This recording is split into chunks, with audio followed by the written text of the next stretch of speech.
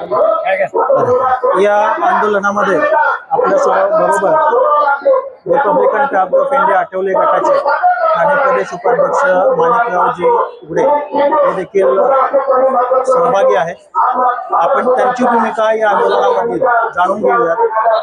माणिकरावजी, जय भीम आणि थोडक्यात आपली भूमिका या आंदोलनाविषयी बद्दल जनतेला सांगा। खरं आता हा गेल्या 15 दिवसापासून हा विषय अतिशय गंभीर स्वरूपाचा बनत चाललेला आहे।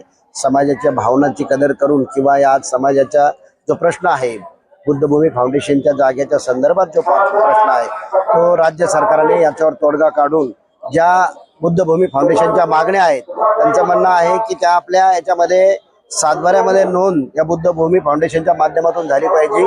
आणि याचाच निमित्त धरून आजचं जे आंदोलन उभं केलेलं आहे त्या आंदोलनात आम्ही रिपब्लिकन पार्टी ऑफ इंडियाचे आदरणीय आठवले साहेबांच्या नेतृत्वाखाली मार्गदर्शनाखाली त्यांच्या आदेशाने आज या आंदोलनात आमचा त्यांना पाठिंबा आहे। आणि लवकरात लवकर सरकारने सातबाऱ्यात नोंद करून तिथे चांगलं भव्य दिव्य स्वरूपाचं असं बुद्ध विहार बनवावं अशी मागणी आम्ही आज घेऊन आलेलो या ठिकाणी। सर, आणखी एक प्रश्न याच्यामध्ये, कारण हे ज्या वेळेपासून धरणं आंदोलन चालू झालेलं आहे त्यावेळेला काही आरपीआय आठवले गटाचे पदाधिकारी यांनी याच्यावरती आक्षेप घेतला होता आणि विरोध दर्शवला होता, त्याबद्दल आपण काय सांगा?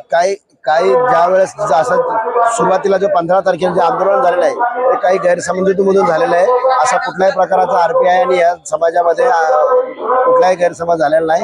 लवकरच आम्ही या सर्वांचा तोडगा काढून एक समतेची लढाई म्हणून यात सहभागी होणारे भविष्यामध्ये आमचे सर्व कार्यकर्ते। आता ज्या पद्धतीने काही अपप्रचार केलेला आहे तो काही खोटा आहे। काही लोकांनी अपप्रचाराची भूमिका घेतलेली आहे, परंतु प्रत्येक आंबेडकरी अनुयायाला किंवा आठवले गटाचे असू द्या कुठल्याही गटाचे असू द्या ही आमची अस्मिता आहे। त्याच्यामध्ये तिडकीने लोक काम करणार आहेत आणि ज्यांच्यावर आरोप झाले ते अत्यंत खोटे आरोप आहेत, कुठल्याही प्रकारचे पुरावे नाहीत। आणि आपलं काही लोक राजकीय लोक त्याच्यामध्ये घुसून एकमेकांचे विरोधक असल्यामुळं त्यांनी हा प्रश्न पुढे आणलेला आहे।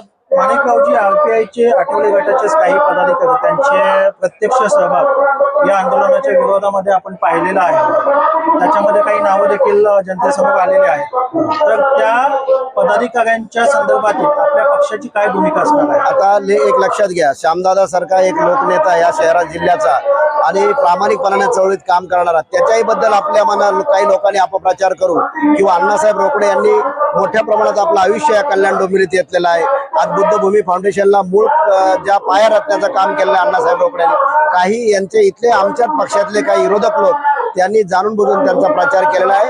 अण्णासाहेब रोकडे लवकरात लवकर किंवा जे लोक उर्वरित जे आहेत त्यांच्याबरोबर ते सुद्धा बुद्धभूमी फाउंडेशन मध्ये भविष्यामध्ये सहभागी होतील अशा प्रकारची मी गवाही देतो। धन्यवाद माणिकरावजी। जय भीम।